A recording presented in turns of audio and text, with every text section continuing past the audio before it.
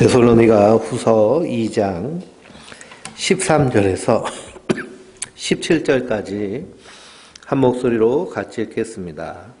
주께서 사랑하시는 형제들아, 우리가 항상 너희에 관하여 마땅히 하나님께 감사할 것은 하나님이 처음부터 너희를 택하사 성령에 거룩하게 하심과 진리를 믿음으로 구원을 받게 하심이니 우리의 복음으로 너희를 부르사 우리 주 예수 그리스도의 영광을 얻게 하려 하심이니라. 그러므로 형제들아, 굳건하게 서서 말로나 우리의 편지로 가르침을 받은 정통을 지키라. 우리 주 예수 그리스도와 우리를 사랑하시고 영원한 위로와 좋은 소망을 은혜로 주신 하나님 우리 아버지께서 너희 마음을 위로하시고 모든 선한 일과 말에 굳건하게 하시기를 원하노라. 아멘. 할렐루야. 하나님께서 주신 은혜와 평강이 우리 성도님들 위해 충만하시기를 주님의 이름으로 축원드립니다. 우리가 데살로니가 후서를 함께 나누고 있습니다. 이 데살로니가 후서는 데살로니가 전서에서 사도 바울이 재림의 때에 대한 그 일들을 증거하고 그리고 거기에 대해서 다시 한번 보충하여서 쓴 서신서가 데살로니가 후서입니다. 우리가 지난주에 불법의 비밀에 대해서 말씀을 함께 나눴는데요. 성도는 복음의 비밀을 맡은 자들입니다. 뿐만 아니라 이 세상에 불법한 자들, 하나님 앞에 불법한 자들이죠. 우리가 다 하나님 앞에 불법한 자들인데요. 예수 그리스도의 보배로운 피로 구원받아서 이제는 하나님 백성이 되고 주님의 그러한 인도함을 받는 하나님을 주인으로 섬기는 자들이 됐습니다. 하나님 보시기에 이 세상은 다 어떤 자들로 가득한 걸까요? 불법자들로 가득한 거예요. 그 불법의 비밀은 그 뒤에 숨어있는 악한 사단 마귀가 성도들 그리고 이 세상 모든 사람들을 세상 풍조에 따라 정욕에 따라 이리 끌고 저리 끌고 가면서 망하게 하려고 하는 그런 불법의 비밀들을 분명히 깨닫고 그것을 볼 수 있는 것이 성도들인 줄 믿습니다. 하나님의 일하심만 볼 뿐만 아니라요. 세상이 얼마나 악하게 돌아가는지도 볼 수 있어야 됩니다. 그래서 9절 말씀에 악한 자의 나타남은 사단의 활동을 따라 모든 능력과 표적과 거짓 기적과 불의의 모든 속임으로 멸망하는 자들에게 있으리니 그랬습니다.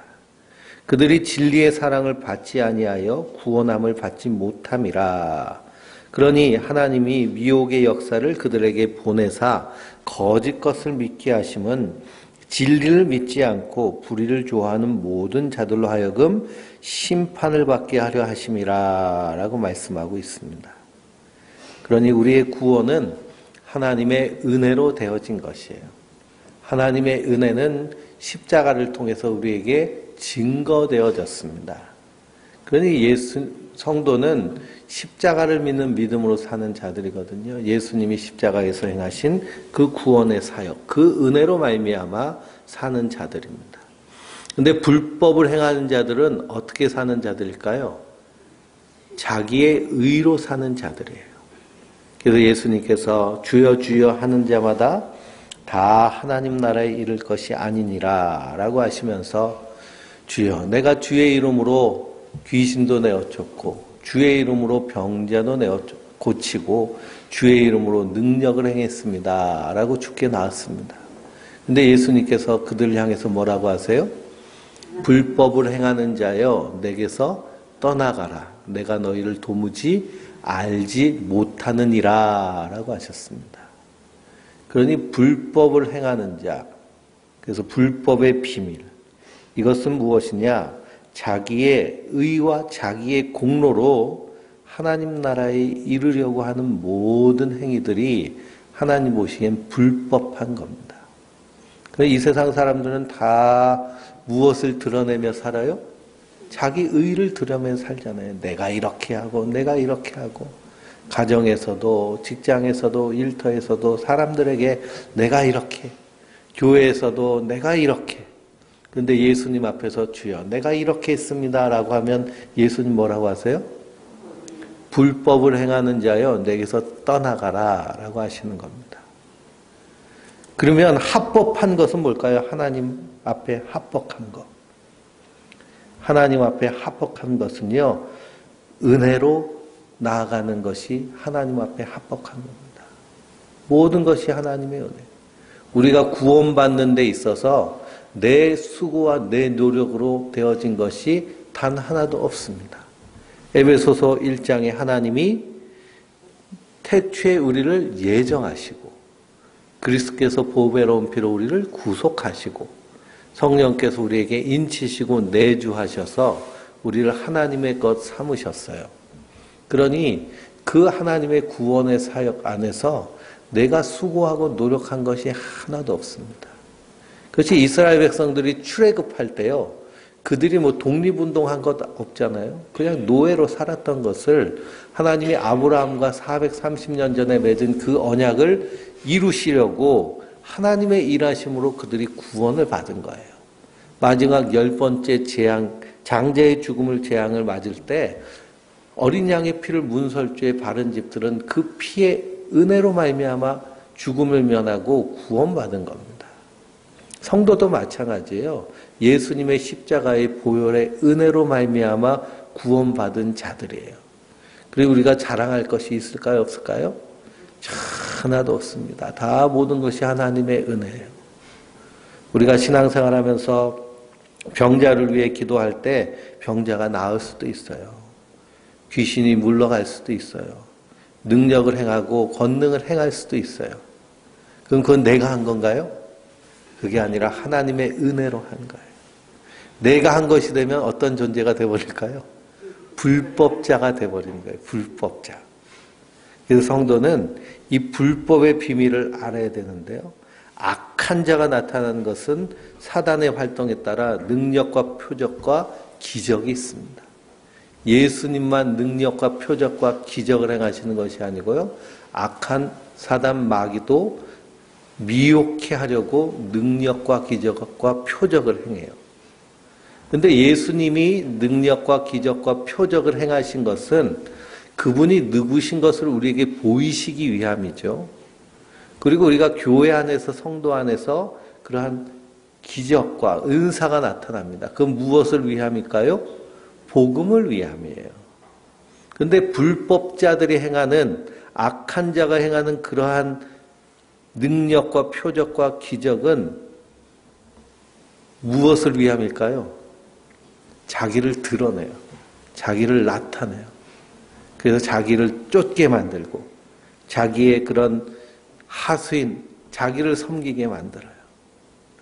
그러니 불법의 비밀 가운데서는 그들이 다 스스로 신이 되려고 하는, 그래서 4절에 그는 대적하는 자라 신이라 불리우는 모든 것과 숭배받는 것을 대항하여 그 위에 자기를 높이고 하나님의 성전에 앉아 자기를 하나님이라고 내세우느니라 그랬습니다.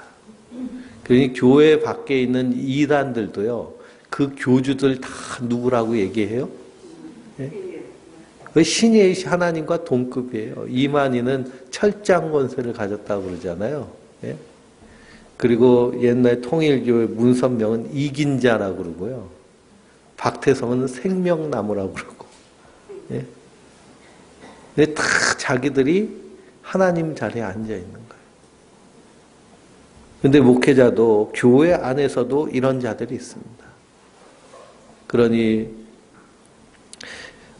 목사의 말을 따라하지 않으면 성령 회방하는 죄라고 정죄하면서 말씀에도 없는 것들 가지고 그걸 강권하고 그렇게 행하라고 그렇게 가르치는 모든 행위들이 바로 불법을 행하는 모습이에요.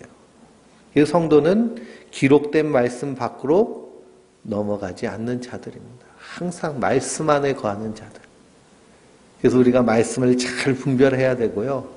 이 말씀이 정말 하나님의 말씀, 성경 말씀 안에 벗어나지 않은 바른 말씀이라고 한다면 우리가 어떻게 해야 될까요? 그 말씀에 순종하고 그 말씀에 복종해야 될 줄 믿습니다.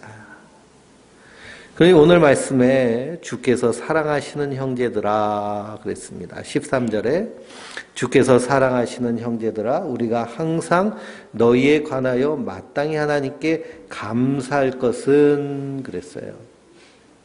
그러니 주께서 사랑하시는 형제들은 데살로니가 성도들이죠. 또 누구들일까요? 예수를 그리스도로 믿는 성도들을 주님께서 사랑하시는 자들이에요. 사도 바울이 감사를 표현하고 있습니다. 하나님께 감사할 것은. 그러면서 감사의 내용들이 세 가지가 나오는데요. 첫째는 하나님이 처음부터 너희를 택하사 성령의 거룩하게 하심과 진리를 믿음으로 구원을 받게 하심이니 이렇게 말씀하고 있습니다. 그러니 사도 바울이 데살로니가 교회 성도를 보면서 감사하는 내용들은 다 무슨 내용들일까요? 은혜에 대한 내용이에요. 은혜. 하나님의 은혜. 하나님의 일하심. 그러니 하나님이 처음부터 너희를 택하신 것에 감사를 해요.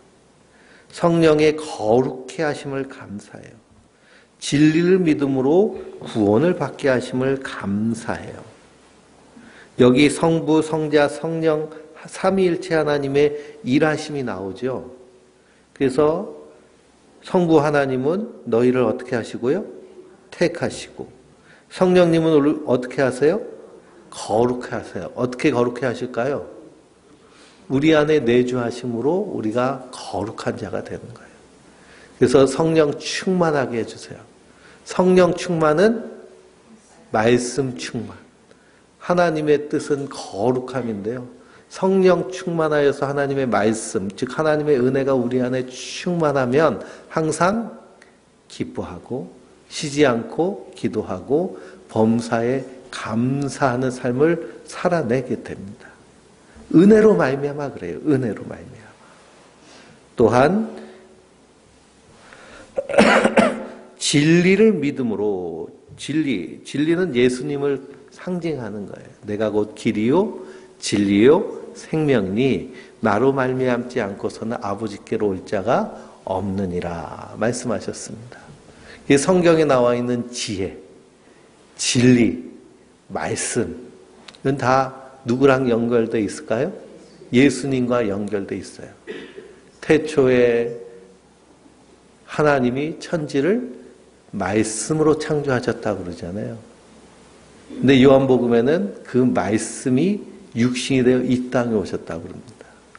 이 말씀으로 창조하셨다는 그 말씀이 바로 그리스도, 예수님이세요. 그 말씀이, 그러니까 예수님이 내 안에 계신 것은 내 안에서 뭐가 작용할 때? 성경 말씀이 작용할 때 예수님이 내 안에 계시는 거예요. 어떤 감정적인 그리고 어떤 신비적인 그런 그 충만한 느낌 그런 것으로만 예수님이 내 안에 계시다고 그렇게 표현하면 그건 이 감정적이고 그리고 이런 좀 느낌적인 것은 완전히 개인적인 거잖아요. 그렇죠? 개인적이고 주관적입니다.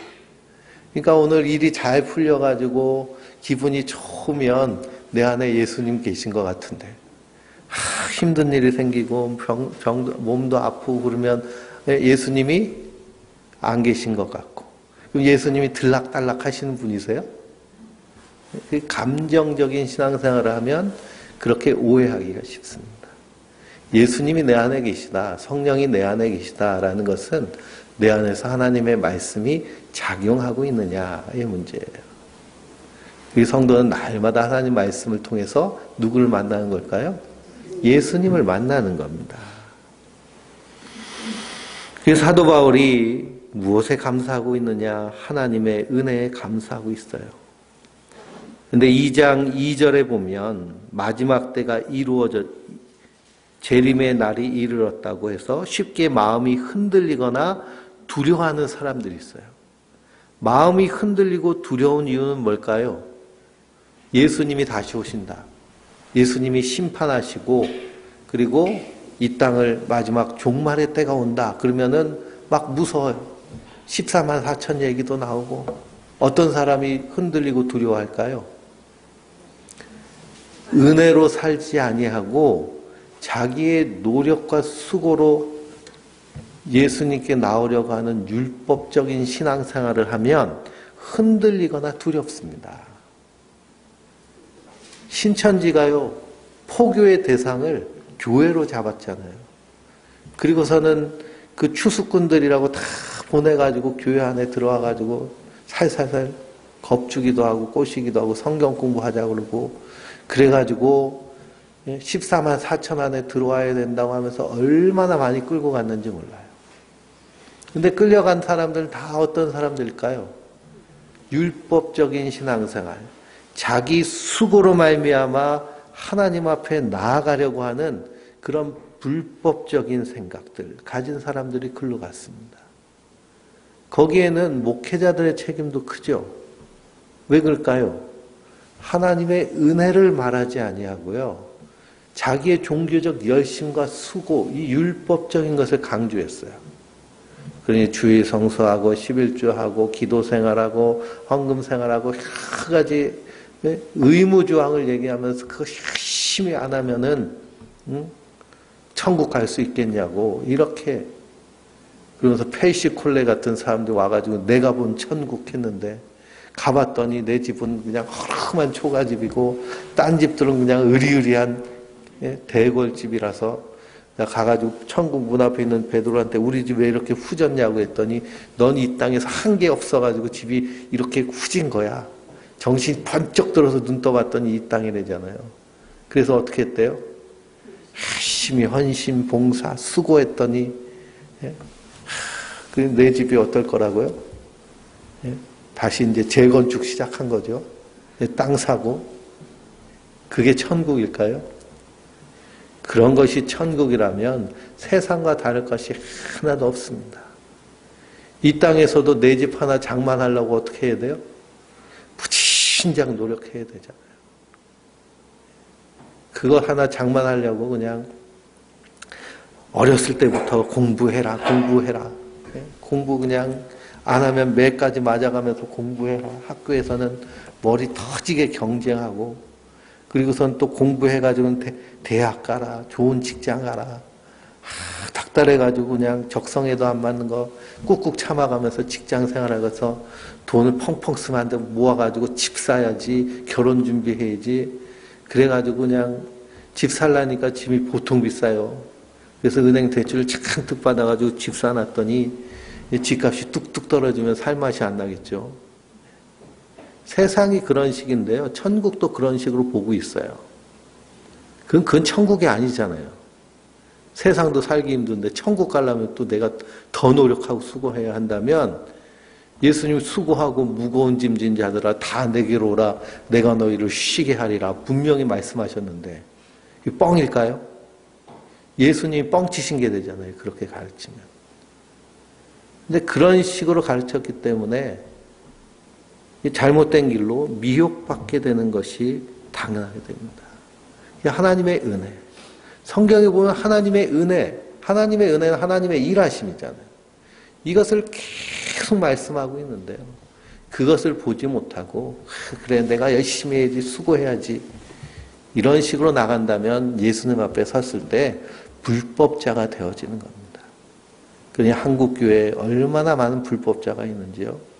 예수님 앞에 섰을 때 내가 너를 도무지 알지 못하니 불법을 하는 자가 내게서 떠나가라. 그 선고를 받으면 평생 신앙생활하고 교회 출석했는데 그 선고를 받으면 누구 쳐다볼까요? 누구 쳐다봐야 될까요? 예, 담임 목사님 쳐다보겠죠. 목사님 어떻게 된 거예요? 우리 아니래요. 기가 막힌 일입니다. 예. 우리 아니래요. 할 수 없지 갑시다 하고서는 맞아주는 곳이 지옥 아래목분이 없는 겁니다. 그러니 사도 바울이 감사하는 것은요. 하나님의 은혜에 감사해요. 흔들리고 두려운 이유는 뭐냐?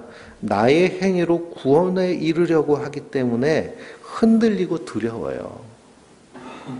그래서 성도는 무엇을 붙잡으며 사는 자들이에요? 하나님의 은혜를 붙잡는 거예요. 하나님의 일하심, 하나님이 일하신 것과 또 우리를 위해서 약속하신 것을 붙잡고 사는 것이지 내 의를 가지고서는 구원받을 소망이 없습니다. 그래서 에스겔서도요. 한번 보실까요? 에스겔서 13장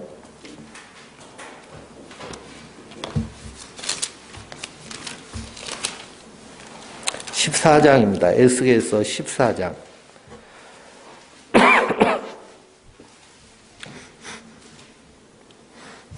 20절입니다.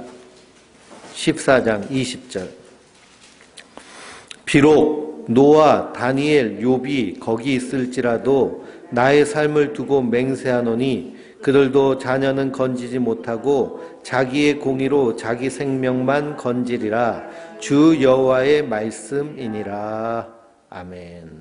그러니 에스겔 선지자 때까지 이 아브라함 때로부터 이 에스겔 선지자 이스라엘이 포로로 잡혀가는 그때까지 구약에 있는 성도들이 다 하나님 섬긴 사람들이잖아요. 근데 그 중에서 자기의 의로 자기 생명 구원받는 사람 누구래요? 예? 노아, 다니엘, 욥뿐이 없어요. 노아, 다니엘, 욥.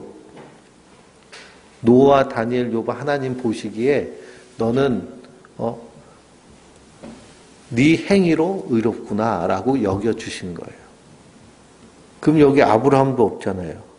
이삭도 없고 야곱도 없고 자기 행위로는 그 사람들도 다 어디에 갈 사람들이에요? 예? 뜨거운데 지옥에 갈 사람들입니다. 근데 아브라함이 믿음으로 말미암아 의로 여겼다고 했잖아요.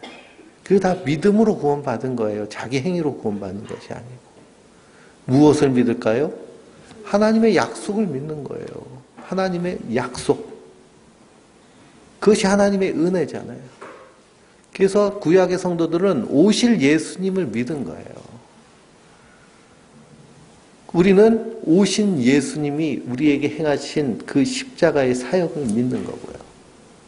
그분이 약속하셨잖아요. 다시 오실 것이라고. 그 약속 붙잡고 사는 자들은 흔들릴 이유가 있어요? 없어요? 없어요. 두려워할 이유가 있을까요? 없어요. 예수님이 다 우리의 허물과 죄를 대신 지시고 십자가에 다 달려 죽으셨는데요. 그래서 요한계시를 보면 천국 백성들은 새하얀 세마포를 입었잖아요. 새하얀 세마포. 무엇으로 씻었어요? 어린 양의 피로 깨끗하게 씻었어요. 어린 양의 피로 씻었는데 하예요. 그건 다 상징적인 의미죠. 그러니 예수님의 십자가의 공로로 우리가 다 용서함을 받은 거예요. 그래서 하나님 보시기에 우리는 의로운 자예요. 죄가 없어요. 우리 입장에서는 용서받은 죄인으로 그 은혜에 감사하며 사는 거죠. 그럼 우리가 흔들릴 이유가 있을까요? 두려워할 이유가 있을까요? 그래서 초대교회 성도들은 마라나타 주 예수여 어서 오시옵소서. 오늘 밤에 오셔도요 감사한 거예요. 오늘 밤에 오셔도. 내일 밤에 오셔도 내일 새벽에 오셔도 하나도 두렵지 않습니다. 왜 그럴까요? 예수님이 다 값을 치르셨기 때문입니다. 그러니 성도는 이 십자가의 은혜로 사는 자들인 줄 믿습니다. 그러니 그 하나님의 은혜 안에서 사도 바울이 감사한 것은 하나님의 사랑으로 감사한 거예요. 하나님의 사랑. 주께서 사랑하시는 형제들아, 우리가 항상 너희에 관하여 마땅히 하나님께 감사할 것은 하나님이 처음부터 너희를 택하신 거예요. 그 왜 우리를 택하셨어요? 왜 택하셨어요? 뭔가 특별한 게 있어서 택하셨나요? 그냥 사랑하시니까 택하신 거예요. 불쌍히 여기셔서 택하신 거예요. 그래서 그 밑에 3장 2절 한번 보실까요? 3장 2절. 또한 우리를 부당하고 악한 사람들에게서 건지옵소서 하라. 믿음은 모든 사람의 것이 아니니라 그랬습니다. 이 하나님의 택하심 안에 있는 성도들. 그래서 하나님 나를 사랑하시는구나라는 이 믿음은 모든 사람에게 주어지는 것이 아니라 하나님의 택함 받은 자들에게 주어진다는 거예요. 하나님의 사랑. 예수님은 십자가에 달려 죽으실 때 우리 모든 지구에 있는 인류를 위해 죽으셨잖아요. 그러면은 예수님이 모든 사람을 위해서 십자가에 달려 죽으셨는데 어떤 사람이 구원받아요? 그 예수님께 나와서 회개하고 그 예수님을 믿는 사람이 구원을 받는 거예요. 하나님은 다 이 구원이라는 선물 상자를 다 나눠주신 거예요. 누구에게든지. 그러면 그 선물을 받았으면 그 선물을 펴보고 이게 얼마나 귀한 보배인지를 알고 그 선물을 주신 그 주님을 믿고 따르는 사람. 그것도 하나님의 은혜고 선물이라고 사도 바울은 얘기합니다. 왜 그러냐? 사람이 아무리 설득하고 설명하고 가르쳐도 하나님이 깨닫게 해주지 않으시면 도무지 깨닫지 못하기 때문에 그래요. 그러니 하나님의 은혜의 사랑을 깨닫는 것이 우리의 큰 은혜이며 선물인 줄 믿습니다. 또한 성령의 거룩해 하신가. 그분이 우리 안에 내주하심으로 우리가 거룩하죠. 또 진리를 믿음으로 구원을 받게 됐습니다. 그러니 우리가 항상 감사해야 될 것은 무엇으로 감사해야 돼요? 하나님의 은혜로 감사해야 돼요. 늘 우리가 영의 눈을 활짝 뜨고 바라봐야 될 건 뭘까요? 하나님의 은혜를 봐야 될 줄 믿습니다. 그래서 지난주에도 바나바가 안디옥에 갔다가 그 안디옥 성도들을 통해서 뭘 봤어요? 하나님의 은혜를 봤잖아요. 주의 손이 그들과 함께 하심을 봤잖아요. 성도는 주님의 손이 나를 꼭 붙잡고 있다는 것을 보고 믿는 자들인 줄 믿습니다. 그래서 우리의 삶 가운데 놀랍게 역사하시는 그 주님과 함께 흔들리지 않고 두려움 없이 사는 자들이 성도들입니다. 이것이 바로 택하심이에요. 15절을 볼까요? 그러므로 형제들아 굳건하게 서서 말로나 우리의 편지로 가르침을 받은 전통을 지키라 그랬습니다. 굳건하게 서야 돼요. 왜 그러냐? 우리는 하나님의 은혜 안에 있기 때문에. 14절에 보니까 이를 위하여 우리에게 복음으로 너희를 부르사 우리 주 예수 그리스도의 영광을 얻게 하려 하심이라 그랬습니다. 복음으로 부르셨어요. 그러니 하나님이 사랑하시는 자, 하나님이 택하신 성령으로 거룩해 하실 진리의 믿음으로 구원받은 성도들은 복음을 들으면 어떻게 될까요? 복음을 들으면 주님 앞으로 나오게 되어 있어요. 예수님은 선한 목자시잖아요. 선한 목자는 양떼를 알아요. 자기 양을. 그래서 그 서부 영화 같은 데 보면은 그 소떼들을 엄청나게 많이 풀어놓잖아요. 방목을 하는데 자기 소인지 아닌지 알 수 있는 방법이 있어요. 그게 뭘까요? 예? 인두로 엉덩이에다가 착 찢어요. 그래서 그 소가죽에다가 표시를 남겨요. 그러면 이것은 내 농장의 소라는 거예요. 선한 목자 되신 예수님도요. 우리 안에 우리가 누가 내 양인지 다 아세요. 어떻게 할까요? 사도 바울은 골로새서에서 나를 더 이상 괴롭게 하지 마라. 내 안에 예수의 흔적이 있다고 그러잖아요. 예수의 흔적. 그거를 헬라어로 뭐라고 그래요? 예?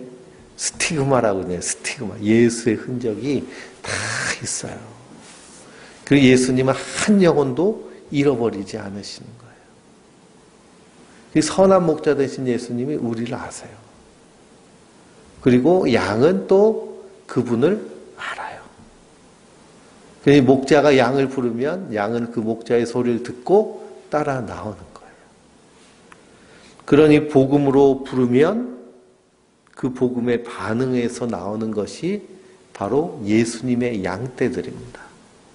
그 양떼들이 이스라엘 안에도 있고 우리에 들지 아니하는 다른 양들이 있어.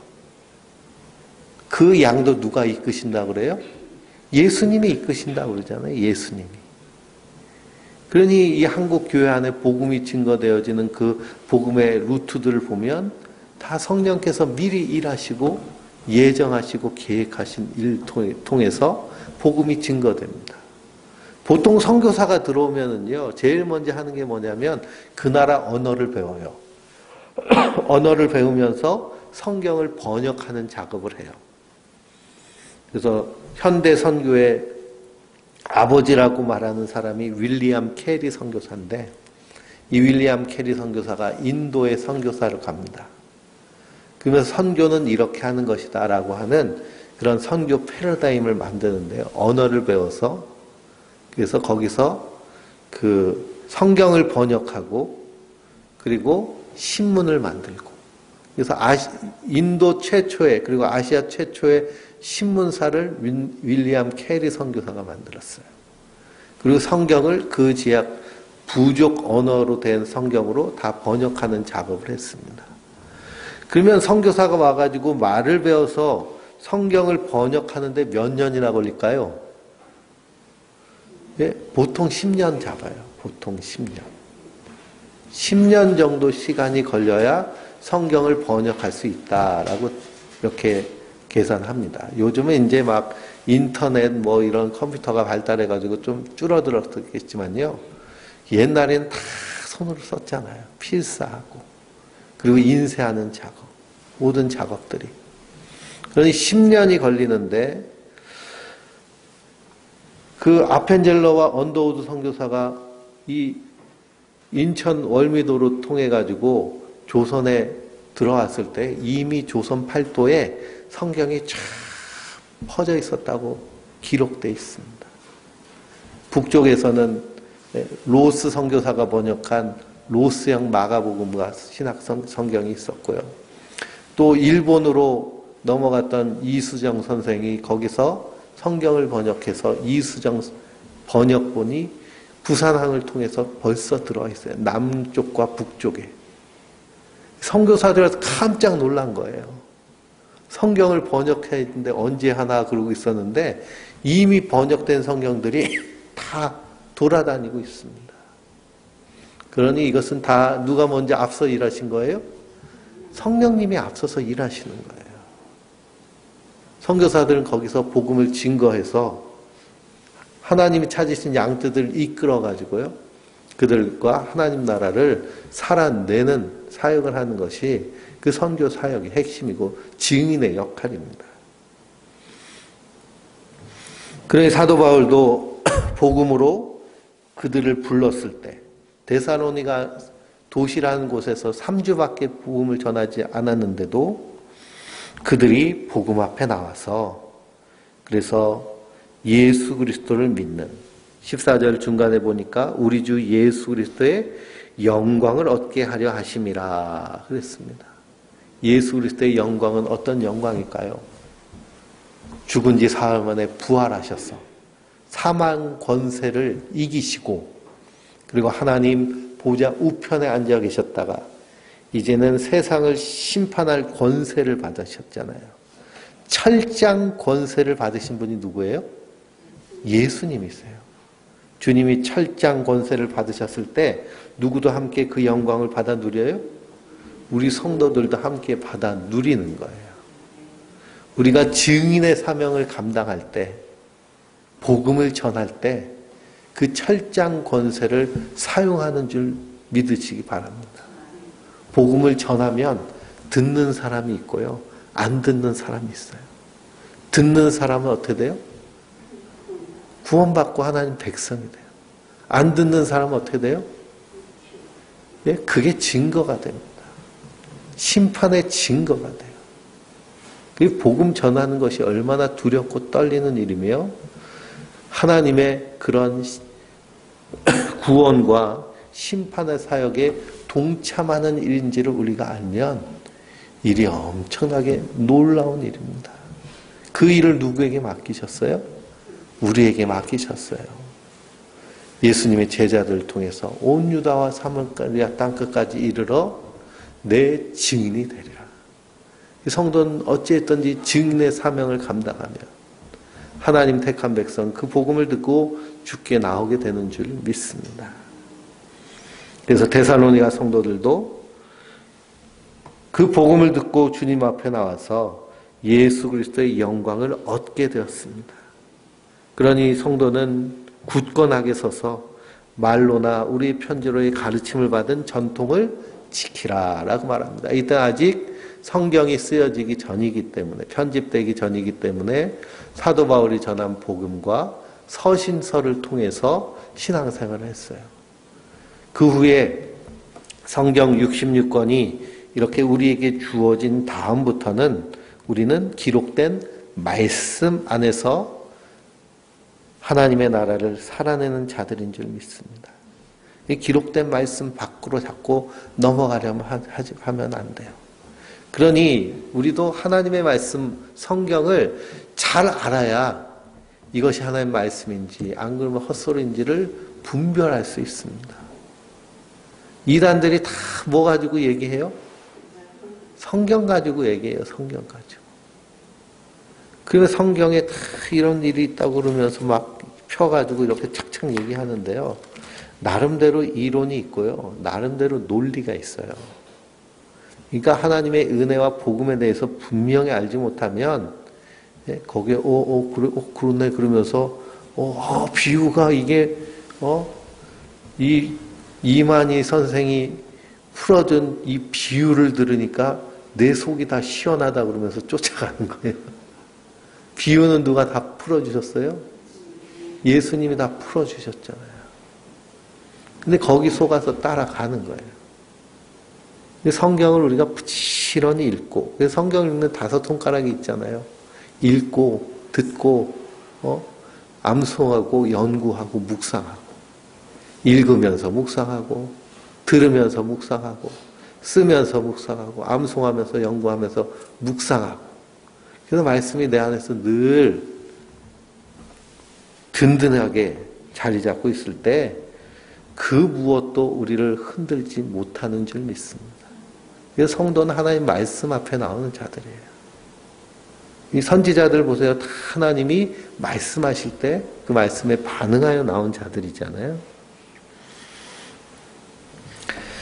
그러니 가르침을 받은 전통을 지키라 그랬습니다. 기록된 말씀 밖으로 넘어가지 않는 거예요. 성경을 붙잡고 우리가 씨름하면서 하는 겁니다. 그러면서 16절에 뭐라고 말씀하나요? 우리 주 예수 그리스도와 우리를 사랑하시고 영원한 위로와 좋은 소망을 은혜로 주신 우리 하나님 아버지께서 너희 마음을 위로하시고 모든 선한 일과 말에 굳건하게 하시기를 원하노라 그랬습니다. 그러니 13절부터 15절까지는 사도 바울이 감사한 내용이에요. 무엇 때문에 감사했어요? 하나님의 은혜 때문에. 데살로니가 성도들을 통해서 향해서 주신 그 하나님의 은혜, 하나님의 택하심, 성령의 내주하심, 예수 그리스도를 믿음으로 구원받는. 그래서 이 말씀 위에 든든히 세워진 것, 거기에 감사합니다. 또 16절에서 17절은 기도하는 거예요. 사도 바울이 구한 것은 첫 번째는 뭘 구했을까요? 16절에 우리 주 예수 그리스도와 우리를 사랑하시고 그랬습니다. 첫 번째 구하는 것은 하나님의 사랑이에요. 하나님의 사랑이 우리 안에서 늘 충만하고 풍성하게 채워지시기를 구하고 있어요. 그러니 하나님의 사랑은 누구와 함께 우리에게 부어주세요? 예수 그리스도와 함께 우리에게 부어주세요. 사도 바울은 꼭 하나님을 설명할 때 주 예수 그리스도의 아버지 하나님께서라고 얘기해요. 예수님을 통하지 않고 하나님을 보면 하나님을 오해할 수 있어요. 어떤 하나님을 오해할까요? 구약을 보니까 심판하고 죽이고 분노하고 화내는 하나님. 근데 하나님은 불법을 행하는 자들을 향해서 그렇게 하세요. 심판하고 분노하고 질투하고 미워하는 하나님. 불법자들은 다 그렇게 심판받는 거예요. 근데 예수님을 통해서 하나님을 보면 하나님은 어떤 분이세요? 그 하나님의 진노와 그 심판을 누가 다 받으셨어요? 예수님이 받으셨잖아요. 그러니 그 안에서 구원의 큰 은혜와 사랑을 누릴 수 있는 줄 믿습니다. 그러니 우리 주 예수 그리스도와 우리를 사랑하시고 그랬어요. 하나님의 사랑을 구하고 있습니다. 두 번째는 무엇을 구하고 있나요? 영원한 위로를 구하고 있고요.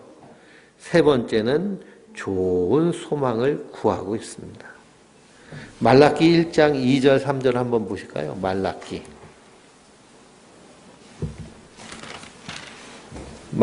1장 2절 3절입니다.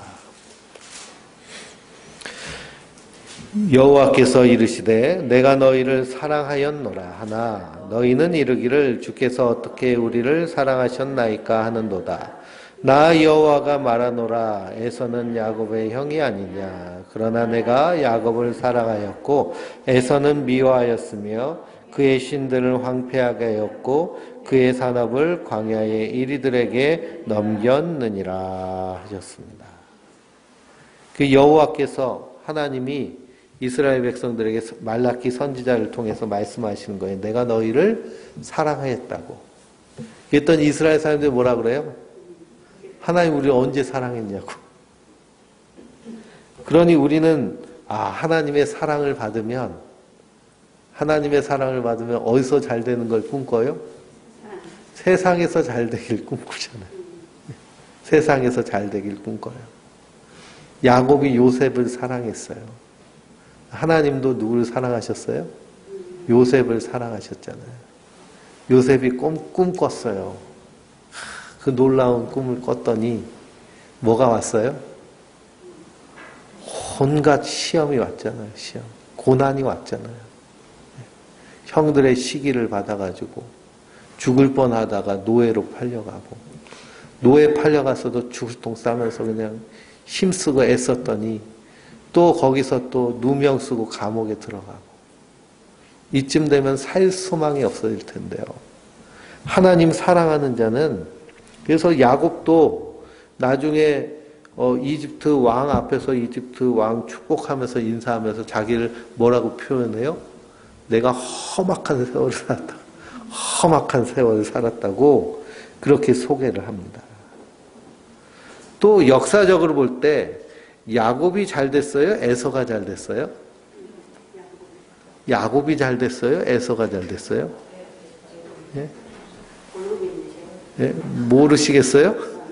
뭘 몰라요? 에서가 훨씬 잘 됐지. 에서는 두 민족의 아버지가 됐어요. 민족의 조상이 되고 야곱을 맞으러 왔을 때 어떻게 왔어요? 군대를 이끌고 왔잖아요. 군대를. 야곱은 어떻게 했어요? 예? 죽을까봐 겁나가지고 먼저는 양떼들 보내고 그 다음에는 첩들하고 그 자식들 보내고 그 다음에는 자기 본처들 보내고 자기는 약국가에서 어떻게 하나 쳐다보고 있잖아요. 죽이면 도망가야지 하고. 예? 그런 사람이 야곱이에요.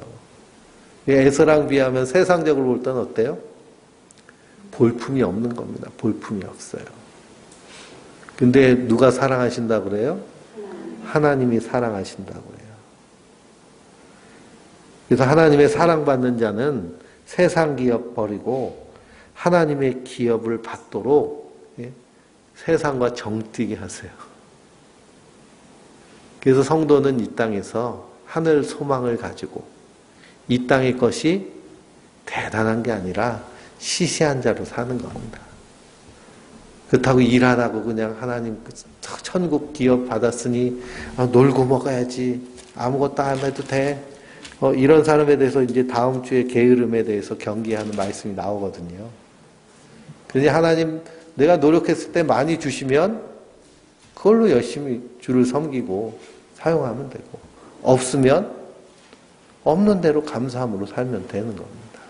거기에 일희일비할 필요가 없다는 거죠. 그리고 기본적으로 대한민국에 살면은 세계 몇 프로 안에 들까요? 세계 10% 안에 드는 부자들이에요. 여기 앉아 계신 분들이요, 저 동남아나, 저 아프리카, 가난한 나라, 아니, 그냥 좀 차 타고 한 100km만 올라가가지고 북한만 가도요, 다 그 사람들에 비하면 우리는 어떤 사람들이에요? 말도 못하는 부자예요. 말도 못하는 부자. 날 추워졌다고 다 농장에서 두꺼운 패딩 옷, 좋은 오리털, 거위털 그런 옷들 다 꺼내서 입었잖아요. 그렇죠? 코트 꺼내 입고. 북한 사람들 아직도 뭐 입고 살아요? 모카 속옷 입고 사는 사람이 허다해요. 북한이 추워요? 한국이 추워요? 북한이 말도 못하게 춥잖아요. 그렇죠? 우리가 거기서 내 차 끌고 가면은 벌써 그 마을에서 제일 잘 사는 사람이 됩니다. 이 세상은 자꾸만 비교하면서 우리를 비참하게 만들지만 성도는 비교하지 않아요. 왜 그러냐? 하늘의 소망을 가지고 있는 자들이기 때문입니다. 그러면서 우리를 사랑하시고 두 번째는 영원한 위로를 해주시기를 구하고 있습니다. 왜 우리가 하나님의 사랑을 받는데 위로를 소망하며 살아야 될까요? 아직 그 하늘 소망이 이루어지지 않으니까요. 이 땅에서 하나님 주시는 영원한 위로를 받으며 사는 자들이 성도들입니다. 이사야서 51편을 보면 하나님이 이스라엘 백성들에게 내 백성들을 위로하라고 선지자에게 명령하시잖아요. 성도는 이 땅에서 때론 고난받고 어려움 당하는 것이 예수님의 십자가에 동참하는 일입니다. 그렇기 때문에 위로받는 거예요. 하늘의 위로를 받으며 그 영원한 위로를 소망하며 이 땅에서 좋은 소망을 은혜로 주신 하나님 우리 아버지 그분의 그 소망을 가지고 사는 자들이 성도들인 줄 믿습니다. 이 땅의 소망은 다 썩어질 소망이잖아요. 그러나 하늘 소망은 영원한 소망입니다. 17절 말씀에 너희 마음을 위로하시고 모든 선한 일과 말에 입과 말에 굳건하게 하시기를 원하노라 라고 했습니다. 우리는 말씀을 통해서 위로받는 거예요. 이 땅에서가 아니라 저 하늘에 우리가 소망이 있다는 것을 우리가 듣지만 또 세상에 나가면 또 흔들리잖아요. 그러니까 계속 듣는 겁니다. 그래서 위로받고 힘을 얻고 믿음 위에 굳건히 서고 그러면 성도는 이 땅에서 선한 입과 말에 굳건한 자들인데요. 베드로전서 4장 7절을 보시면 선한 일과 말이 뭔지를 말씀하고 있습니다. 4장 7절에서 12절 베드로전서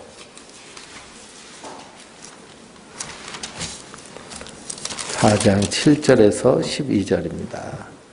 만물의 마지막이 가까이 왔으니 그러므로 너희는 정신을 차리고 근신하여 기도하라. 무엇보다도 뜨겁게 서로 사랑할지니 사랑은 허다한 죄를 덮느니라. 서로 대접하기를 원망 없이 하고 각각 은혜를 받은 대로 하나님의 여러 가지 은혜를 맡은 선한 청지기 같이 서로 봉사하라. 만일 누가 말하려면 하나님의 말씀하시는 것 같이 하고 누가 봉사하려면 하나님이 공급하시는 힘으로 하는 것 같이 하라. 이는 범사에 예수 그리스도로 말미암아 하나님의 영광을 받으시게 하려 함이니 그에게 영광과 권능이 세세 무궁하도록 있느니라. 아멘. 그랬습니다. 만물의 마지막이 가까이 왔어요. 정신을 반짝 차리고 기도하면서 우리가 이 땅에서 선한 일에 힘써야 되는데요. 무엇보다 뜨겁게 서로 사랑하는 것이 선한 일에 힘쓰는 겁니다. 그러니 사랑은 함께하는 것, 공감하는 것. 그것이 사랑입니다. 함께하고 공감하기 위해서는 고린도전서 13장의 사랑의 그 성품들이 필요해요. 사랑은 언제나 오래 참고. 그게 함께 하려면 어떻게 해야 돼요? 오래 참아야 돼요.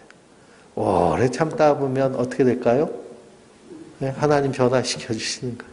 오래 참고. 사랑은 언제나 온유하며. 오래 참을 때 이를 팍팍 깔면서 그래 네가 죽나 내가 죽나 한번 보자 하면서 참는 게 아니라 온유함으로 참는 거예요. 하나님의 사랑으로. 그러면서 그 사랑의 가치들 안에서 우리가 함께하고 그리고 공감하는 것이 사랑입니다. 뜨겁게 사랑하는 거예요.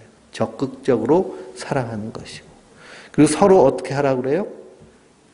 9절에 대접하기를 원망 없이 하고 그랬습니다. 대접하기를. 그러니 주는 자가 받는 자보다 복되다고 그러잖아요. 주는 자가 받는 자보다 복되는. 그래서 존 워너메이커는 미국의 백화점 왕이고 그리고 최신부 왕인데요. 그분이 한국에도 저 종로 3가에 YMCA 빌딩을 세워주고 러시아에도 YMCA 빌딩을 세워주는. 그래서 자기는 뭐 최신부 장관, 백화점 왕 그런 명칭보다는 주일학교 교사의 명칭을 더 좋아하고 그것을 기뻐했습니다. 그래서 최신부 장관이 돼가지고 워싱턴으로 오라고 했는데도 안 간다고 그랬어요. 나 주일학교 선생님인데 그거 해야지 최신부 장관 하고 있을 틈이 없다고. 기가 막히죠, 그렇죠? 그러니까 이제 그 미국 대통령이 그러면 주일날은 꼭 너 교사하게 주일학교 교사하도록 할 테니까 그 주일날은 안 오게 일 안 시킬게 그래가지고 최신부 장관을 수락했어요. 그 백화점 왕. 그래서 백화점을 처음 만든 사람이 존 워너메이커거든요. 그분이 그 돈을 벌어가지고 한 것이 뭐냐 하면은 그 청년들 사역을 했어요. 그래서 YMCA는 기독 청년 연합 모임이 YMCA잖아요. 그것을 서울에다가도 그 종로 3가에 세워졌어요. 그 후에 이거 개축해가지고 빌딩이 됐는데요. 지금 그 YMCA 그 권리 가지고 막 피 터지게 싸우잖아요. 지어진 사람은 그렇게 하라고 한 게 아닌데. 어쨌든 그렇게. 근데 그분이 뭐라고 하느냐. 청년 때에, 청소년 때에 많이 기부하는, 후원하는 사람들을 만났어요. 그래가지고 막 후원하는 거 보고 받으니까 막 기쁘잖아요.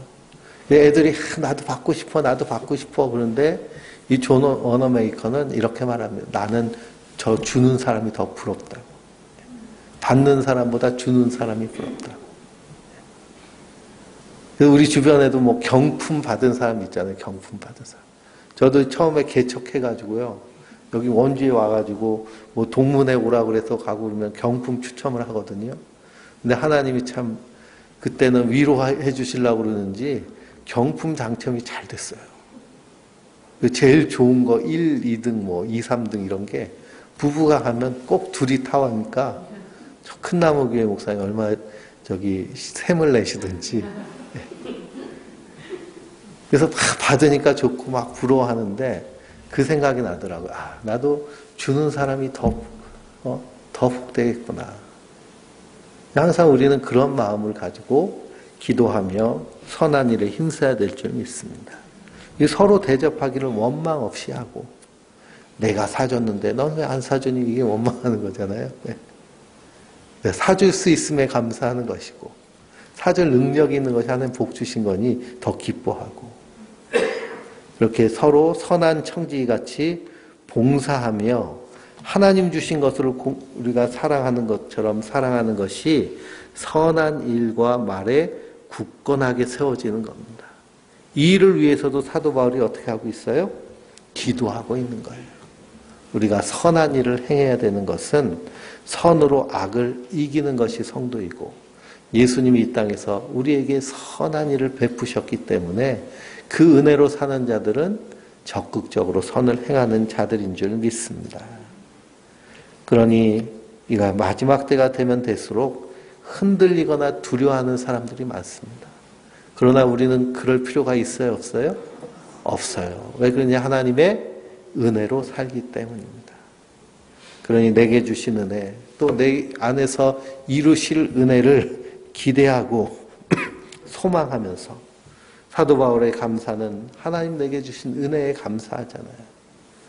그 감사를 붙잡고 우리도 사도 바울처럼 이 밤에 기도하면서 하나님 주시는 풍성한 그 사랑 안에서 영원한 위로가 우리 안에서 충만해서 어떤 상황과 환경 가운데서도 믿음으로 든든히 세워지는 하나님의 사람들 되시길 주님의 이름으로 축원드립니다. 기도하시겠습니다.